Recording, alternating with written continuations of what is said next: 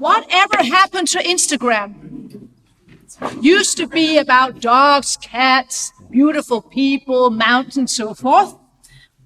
But then I saw last night it's getting very, very political. Very political. And I got slightly worried because I saw all these nice pictures from Greenland, dazzling pictures, great smiles, and the EU flag. Then I thought, is he about to strike a deal and buy parts of Greenland? But then I remembered, well, the EU's budget is so low, even the future one, that there's no need for me to worry. So Greenland is not for sale, to quote your former boss. Welcome. Yeah. I should now read out all your titles, but I'll just say, Dan Jørgensen, EU Commissioner for Energy and Housing. The floor is yours. Thank you so much. And don't dance. Don't dance.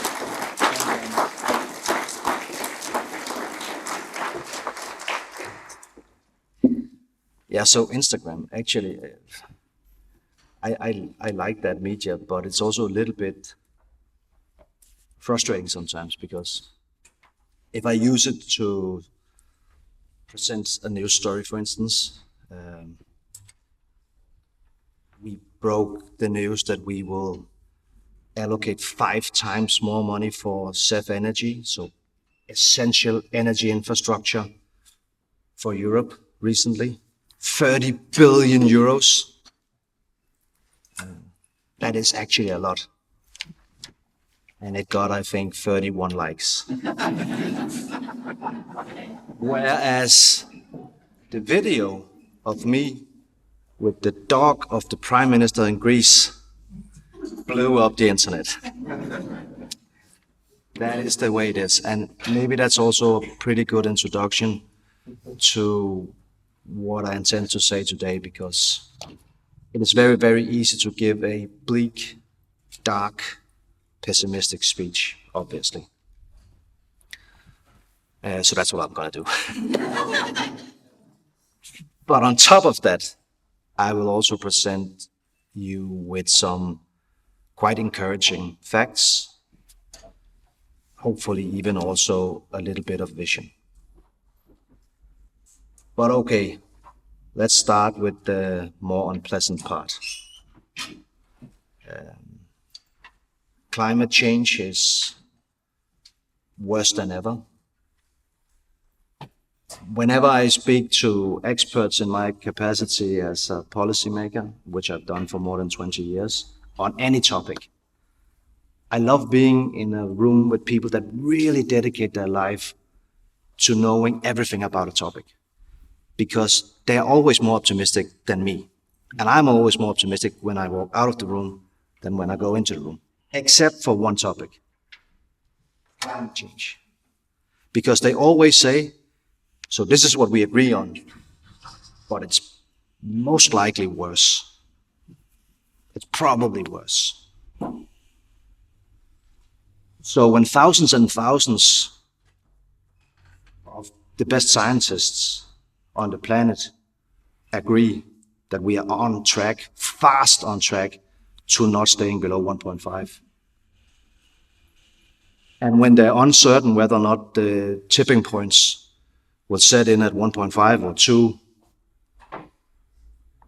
and that they don't know if the tipping points that we haven't even discussed yet, found yet, and that they don't know if they're irreversible, but that they probably are, then it's easy to become depressed. So I just tell you this because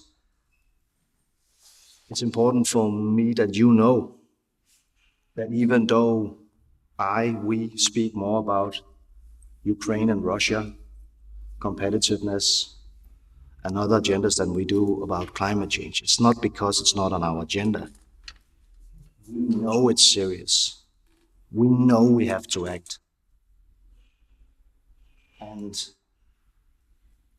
a good example of us actually being in Europe compared to the rest of the world, I would say, quite determined in this, is that even though the European Parliament election last year ended up being a huge victory for political parties arguing that the green transition is going too fast, or even that it should be cancelled. Even though there's probably also, if we're honest, a majority leaning that way in the council. And even though we are only 4 social democrats in the commission, despite of these things, there has not been backtracking. Some of you might argue that there's been single pieces of legislation that we've changed in ways that you would consider backtracking. I will argue almost every one of them is not actually backtracking. It's about being more rational. It's about actually also listening when the majority of the people in Europe have spoken. So what we try to do, and what I think we are doing, is staying on the course of fundamentally changing our societies. I remember when the Green Deal was proposed, I was in the meeting when my predecessor, Katri Simpson, put forward the ideas to the ministers. Out of 27 ministers around the table, there was only one that had positive comments, and that was me. 2 years later, it was adopted. A comprehensive package. We will reduce our emissions by 55%. That is quite astonishing. And we will do it in a way that does not hurt our competitiveness, but that actually strengthens our competitiveness. President von der Leyen has often said that she considers this her most important legacy. And I can assure you that there's not a meeting on these issues where she doesn't remind us in the college that this is top priority. The Green Deal stands. We want to be even more ambitious. So now we're going for 90% in 2040. Okay. But why are we then talking more about other issues? Well, my personal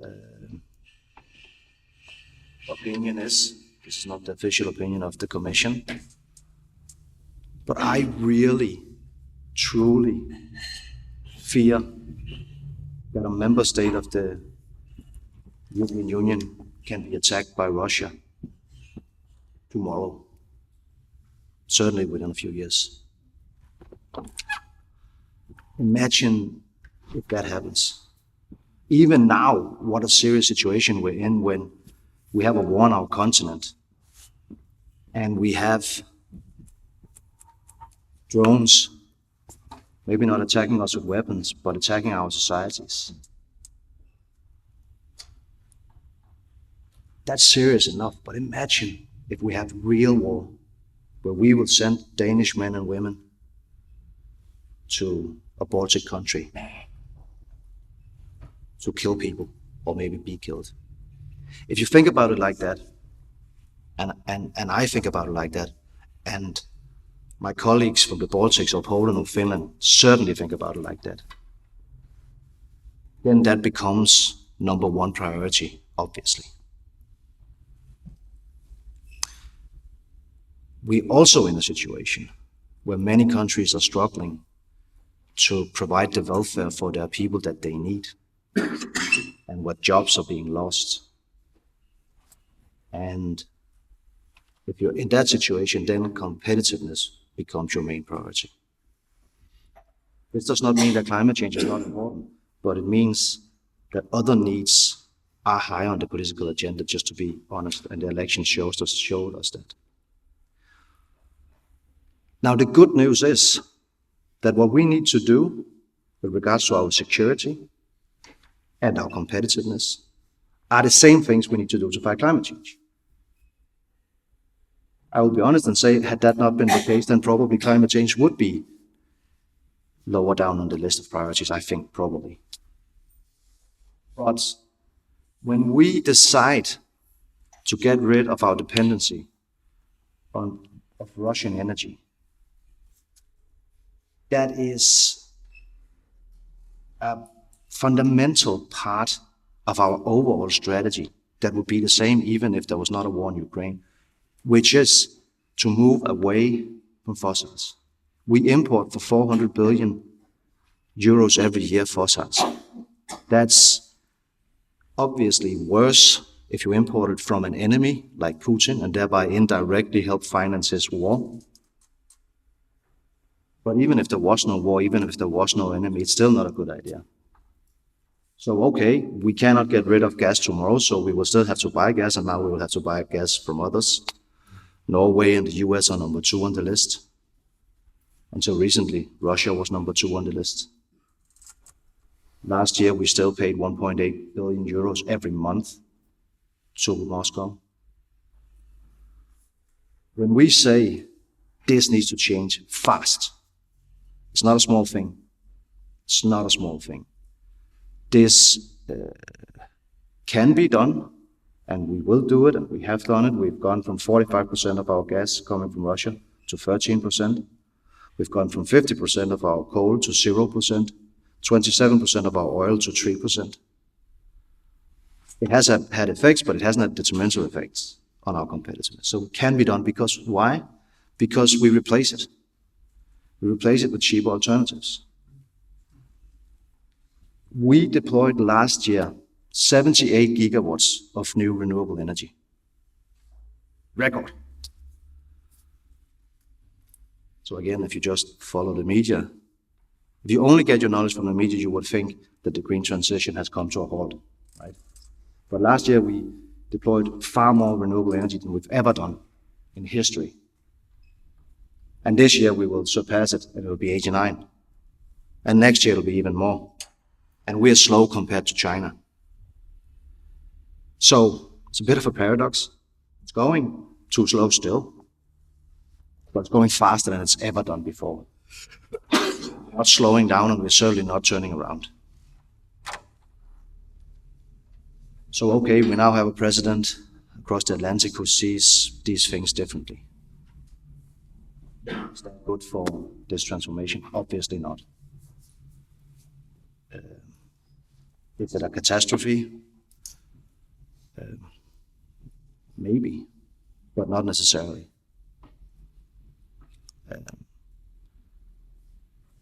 European companies, even Danish companies, are still building wind turbines farms in the US. They're still signing contracts often. But usually when that happens, you would have a big press conference and there'll be a ceremony and photos. Now they do it under the radar. But it's still happening. Why? Because it's the cheapest. Because it's flexible. Because a nuclear power plant takes 15 years to build and it's much more expensive. Because even in the US, that's gone from being the biggest net importer of energy to being the biggest net exporter of energy because of their fracking and their huge gas production. Even there, it's not as cheap. It's not as smart.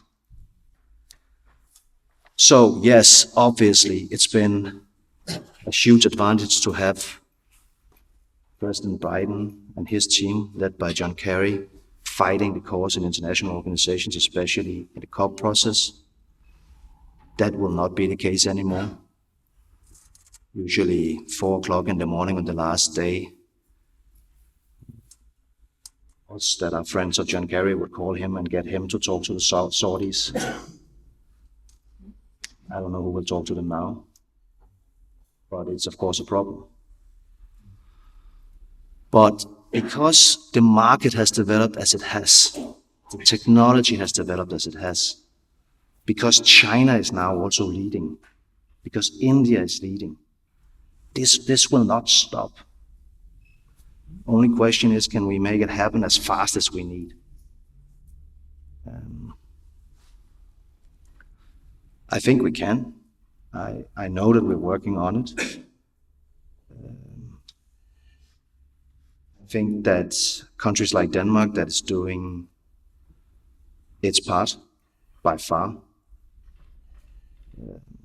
are really setting the example. It's important that we have smaller countries. Denmark only emits 0.1% of the greenhouse gases on the planet. So you probably wouldn't even be able to measure it if Denmark closed down tomorrow. But it's important still because it shows other countries that you can do this without hurting your competitiveness, without it leading to more inequality, without it making you worse off than you were before. It's actually the opposite. We're one of the richest countries on the planet. We have one of the happiest populations on the planet. We create new jobs every year, far more than we lose because of the green transition. And because we push ourselves with targets that when we've made them, they seemed impossible. We force ourselves to make new solutions. And it works. Now, this is probably not true for all of Europe, but it is actually true for big parts of Europe and big parts of our industry, if you look at it combined compared to the rest of the world. So we can still be that voice politically, but also just by doing the action that can show the rest of the world that it can be done and that can develop the technologies that we need so desperately. Yeah, thank you.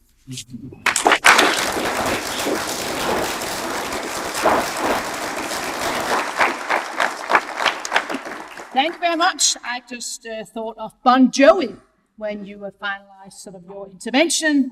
We weren't born to follow. I think that kind of summed it up, or particularly the last part of your talk. And if you sort of sense people here looking not necessarily tired, but I guess one could say slightly depressed, it is because we've had this discussion the entire day about, I mean, what's the vision and where do we still see sort of the changes taking place?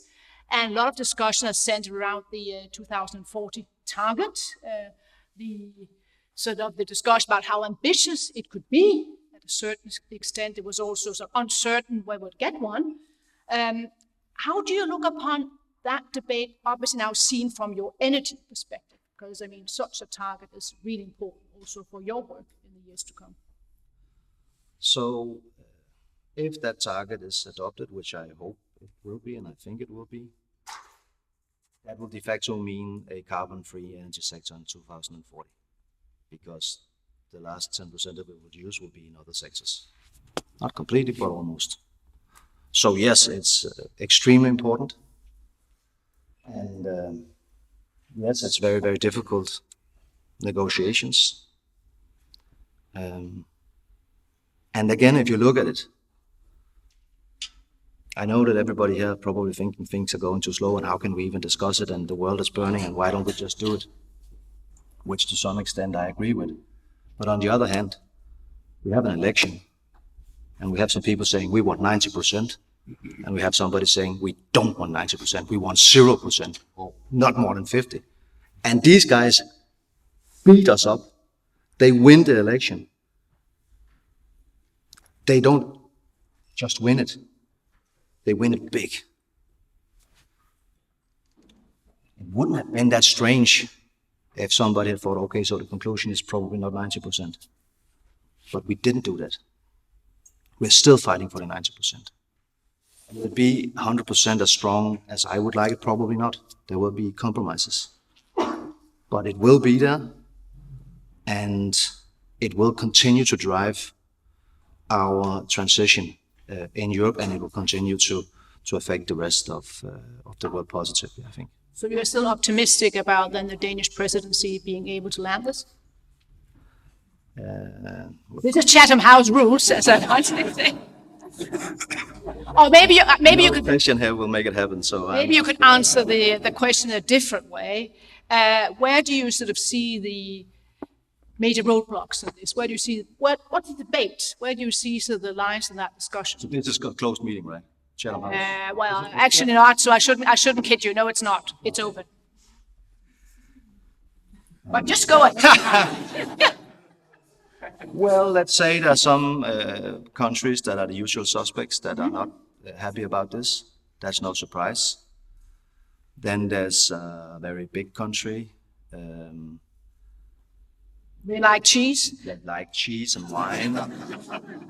That are normally the ones that push hardest for ambition that are maybe pulling a little bit in the other direction now. And that complicates matters, of course. And when you say that there is a danger that those who win the election actually are those most critical with regards to climate change, that leads to the next question. How on earth do you then win elections like that? I mean, so what are the balances that we have to strike here? So I think actually we need to, ones of us who think that the green transition is not only a moral imperative, it's also the best growth strategy for society. We do need to pay more attention to it also actually being a just transition. And I think, including myself, in my various positions, we haven't been good enough at that, because we tend to give these speeches where we talk about all the good things that will happen, and they're true. That is the way it is. But that doesn't mean that it's free. You cannot get the green transition that you want without massive public funding. And massive public funding means one of two things: more taxes, or take the money from something else. So if I look people in the eye and say, okay, so we have massive public spending, but of course it'll not hurt you, then of course they will ask, okay, so do you have a money tree that you will... It is a prioritization. Yes, we have to be honest about that, and we have to prioritize. And if that's not the starting point, then we're just not credible. Second, it is true that we will create far more jobs than we will lose, but that doesn't really matter for people if it's not jobs for the same people. If you work on an oil rig in Esbjerg, you don't really care that there will be more higher paying jobs in green tech in Copenhagen. So we need to take that serious also. We're actually pretty good at that in Denmark. Esbjerg was as a prime example of that. When we made the agreement to stop exploration of oil and gas in the North Sea, the mayor of Esbjerg supported it. People in Esbjerg support it, even though there's thousands of people working in the oil and gas sector. That's quite extraordinary. But it's because they see that they can use many of the same competences that they use in the old-fashioned industries, in the new industries, and it'll give them better jobs and it'll prepare them for the future. Unfortunately, that is, to be honest, not the case everywhere in Europe. And then we also have to be more honest, I think, about the complexities. So yes, we're doing very, very well in Denmark, but in some ways it has also been easier for us. So some of the problems that I felt was the worst for me when I had the responsibility in Denmark was, what do we do with the Aalborg Portland? What do we do with the sugar factory in Lolland, Falster? That's two companies that gave us still are giving people a huge headache, because if there was an alternative that you could do it green, then it would be easy to find the funding, we could do it, but there wasn't. So we had to make other solutions, and it's difficult.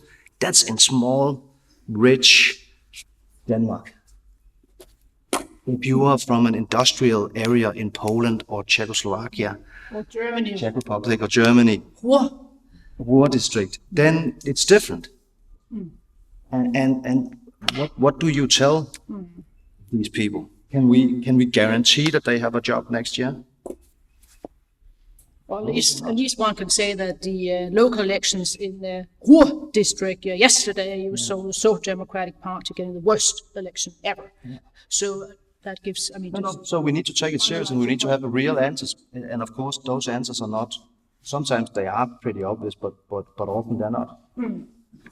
So. And the answer is just transition. But do we have other sort of parts of this?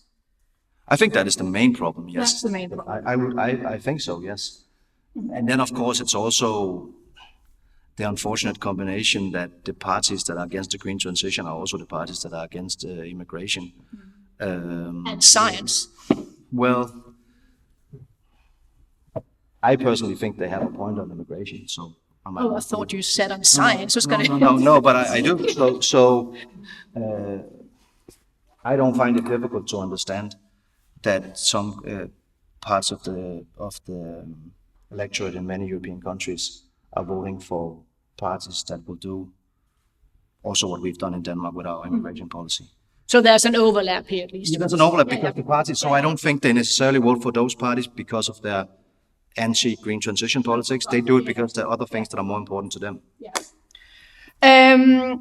I spent lots of my evening last night sort of reading your Instagram, right? I'll reveal that. Another thing I found was... You didn't like anything, Luke. No, I really... No. I'll get back to that. I did love this, post that you had about what you would like to read during your summer holidays. And I thought, wow, this is really original, right? So you said you would read, I hope you also read, Dostoevsky, right? But this is very... So here we are. So let's skip Russia as an author, but let's talk about what you actually also highlighted during your short intervention. Russia, energy policy, and now give us hope. You have now persuaded Slovakia and Hungary that it's your way and not their way. Did you read the book? The Brothers Karamazov, do you know how long it is? I know, that's why I was very impressed. I'm still in the process. Okay. And I had to take a break, so I've read a couple of other books in the process. But I will get back to it, and it is a fantastic novel. I'll be following your Instagram to figure out when you've... So on Russia,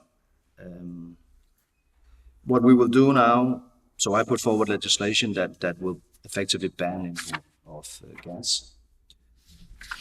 We've not done this before, because usually you would use sanctions, but there's been countries that are against it, and sanctions require unanimity. So that's why when I got the mission letter, this is your main priority, we had to find a way. So we put our best minds to it, and they came back to me and said, well, we can just ban it. And I thought, well, why did you not then do that before? Well, because, and blah, blah, blah. But it holds water, you can do it, and I will do it. But we've now even doubled down on the efforts because, as you probably saw, 2 weeks ago, President von der Leyen said that we will now also propose sanctions. Doesn't mean that I will not put forward my legislation, because that's something for the future. Sanctions need to be approved every 6 months, and if there is a peace, then probably sanctions will no longer stand. But in our opinion, we should never again import as much as 1 molecule of Russian energy. So that will also happen. Whether or not the sanctions will be approved is a little bit difficult to say. There are still 2 countries that are skeptical. My team's working extremely hard, helping those 2 countries, because again, some probably think that this is just politics, and a part of it probably is, but they do actually also have legitimate concerns. And we need to help them so that they can get the energy for a price that they can pay. So we're working on that, so at least that is out of the way, and I'm confident that we can do that. The politics part of it is more difficult for me to say. I really do hope it would be an extremely strong signal to send. And it would actually also be more than a signal. It would mean far less money to Putin's war chest. Yeah, and obviously, as you said, an important signal right now. I mean, when you look upon the war, not even speaking about the drones, but in Ukraine. Watching television, done other things than Instagram, don't worry. Television during the summer holiday, we had this golf hotel suddenly sort of making huge headlines, and a very, very big man sitting in what looked like a small chair, and then we had a very, very, very small woman sitting in a very, very big chair. I'm here obviously referring to the trade agreement between the US and the EU. And then suddenly, after you sort of seen the sort of presentation of the deal, there was the news that the EU would then buy a lot of LNG from the US. I was just wondering, what were your thoughts about that? Because I presume to have one over-reliant sort of substitute with another one is not necessarily the best thing to do, or what am I getting wrong? Well, so it did become a part of the trade negotiations, even though you could say it's not really trade policy. But we were already in the process of negotiating with our counterparts in the US. I've met with a couple of times now and have a good working relationship with Secretary Wright, because even though we are bringing down our consumption of gas every year, 15 billion cubic meters, we use less every year, and for comparison, we 36 BCM from Russia last year. So we actually reduce with half of what we buy from Russia every year. So that's just to give you an idea of where we are. But that doesn't mean that we will not still need alternatives. Also, because as you probably know, the electricity prices are coupled with the gas prices.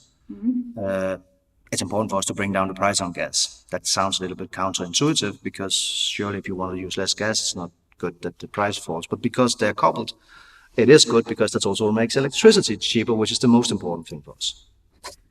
So for those reasons, we are diversifying our supply, and the US is a very important actor in that, and we could not have done what we are doing now with Russia had it not been for the US. And the numbers, they're my numbers. It's my 700 billion. It's 250 billion every year. It's a 3-year deal. In a way, you could say I understand if people think that that is an extremely high amount. On the other hand, I'm a little bit surprised that people are surprised. We spend a lot of money. We spend 400 billion every year importing fossil fuels. So yes, do I agree that we should stop that? Certainly. But can we do it tomorrow? No. And this is a deal for 3 years. And yes, next 3 years, we will definitely need gas. So that's a part of it. But actually, the biggest part of it is nuclear. Because American nuclear industry is very active in the countries that are trying to either renovate the capacity that they already have, or make new capacity. This is obviously something that takes, they say 10 years, but it is 15 or 20 years, we all know that. But those investments will happen. And then, of course, we have a lot of collaboration also on artificial intelligence, digitalization also of the energy sector, which is mutual benefit. But to your question, do we want to be dependent of the US? I'll say no, we don't want to be dependent of anybody. We are also very, very dependent of countries that are very close friends of us, Norway. And we have a very good relationship. That should be okay, though. No, we all trust Norway, but did Norway make a lot of money on us during the crisis? Yes. Did they make too much? I don't have an opinion on that, obviously. I'm just saying it's actually not too nice to be dependent on anybody, even if they're your close friends. And the nuclear issue that you just mentioned, the nuclear renaissance, is that sort of a too strong a word to use? So when I prepped for my hearing in the European Parliament, I looked into all of those numbers, obviously, and the best projections that were out there on what would happen with nuclear is that we have around 99 gigawatts production now in Europe, and that would go down in the next decade to around 88, and then it would go up again to around 100 within the end of this, within the 2050. So more or less go a little bit down and then up again. Now, our new projections that we made just before the summer holiday shows a little bit of a different picture. It shows that probably it will not go down, probably it'll go up a little bit. And then after that, there's a very big uncertainty on whether or not it will continue to rise or whether or not it will stagnate or even go down. This is what we don't know. And I think, personally, I don't think it will increase much because of the price and because of the longevity, because it takes so long to build them. Also, I think it goes up and down with the discussions on security and waste. Right now, that's almost like that discussion doesn't exist, but that can go up again, especially in a war situation. So probably also one of the unknown that would be decisive is what happens with the small modular reactors. I mean, if we have fourth generation small modular reactors, even I, who are probably not known in Denmark as a big proponent of nuclear, will say, go ahead, obviously. If we can make salt reactors where there's no danger, where we can build them fast, that can help also places on the planet where they don't have the ability of renewables, then of course that is hugely beneficial to the green transition. So I would support that. Whether or not it will happen is too early to say. I had a meeting with Bill Gates recently who looked me in the eyes and said, mine will be ready. You know you have a lot of money when you can say my nuclear power plant, but my power plant will be ready within 2 years. So that's not fourth generation, but it is a small modular reactor. So this will be very interesting. We are almost coming to an end. You have another portfolio, housing. Yes. What should we actually know about that? Now we're going to leave after our drinks. I'm going to add, the commissioner mentioned this. This is actually important Well, for me to know. One thing that astonished me was that in many countries in Europe, that is the most important topic. Not in top 5 or top 10, it's the most important. So I served 10 years in the European Parliament, minister for many years. I've been to, I think I'm not exaggerating saying I've been to, if not thousands, then definitely more than 1,000 EU meetings. I've never had a question on housing, not once. But then I became a commissioner of housing. and that changed. No, but things have changed. It really, even in Denmark, it's on the agenda now. Not as high as in other countries, but it is there. In Ireland, it was number 1 agenda for the European election. I come directly here from a meeting with the ministers from all over Europe that the Danish president has arranged, and mayors from all over Europe at the city hall discussing what to do. The problem is that we have simply too few places where people can live, whether it's renting or buying. This means that people are not able to move for education, for work. They're not able to leave their parents' home. I left mine when I was 19. I love my parents, they love me, but we were both ready. In Greece, the average age is 31. And the average age in Europe is in the late 20s. It's a huge problem. We have 47 million people every year that are not able to adequately heat their homes. So these are the most basic needs that we are not fulfilling. So therefore it is important. There is of course the problem that a lot of the things that you can do, the policies that will work, are national competency. So my job is to find out, first of all, what can I then do? What can we do from the European side? But also make it a holistic approach so that even though it's not something for me to do, it's still something for me to recommend and point to. Just as when I make an affordable energy action plan, part of it is legislation that will come from my office, but Christian and his colleagues, they do what their political bosses tell them, but actually if we were better at, Denmark is actually pretty good, so it's okay that I target Christian, but we don't implement the legislation that's already there. So most of the things that could lower the prices tomorrow, countries are obliged to do, but they don't do it. And that's not even considering all of the recommendations that we think is probably smart to do, like lowering the taxes on electricity that Denmark is now doing. I didn't manage to do when I had responsibility. I don't know how the hell they pulled it off, but they are doing it, which is great. But a lot of countries are not. Same with housing. There will be things that we can do, but there will be a lot of things that we would recommend and try to push countries to do. And because of its importance on the political agenda in most countries, I'm actually quite optimistic that will then change things. And then, of course, there are state aid rules that are right now prohibiting many countries from doing more social housing. We do have funding. We do have quite a big budget. We can help, especially if we use that money to de-risk investments. Short-term rentals. So of course, some people are able to live in the house because they can rent out the house sometimes. So that we don't want to ruin, of course. But there are also big cities in Europe where ordinary people are not able to live in the city anymore because it's a more lucrative business to just have short-term rental factories almost, like hotels. So all of these things we will propose action. Let's see. I haven't presented anything to my colleagues yet. Okay. So therefore, it's extremely ambitious what we have on the table. Whether or not it will actually also end up depends on the political will. I think in the Commission, for sure, Ursula von der Leyen spent 5 minutes in her State of the Union speaking about housing.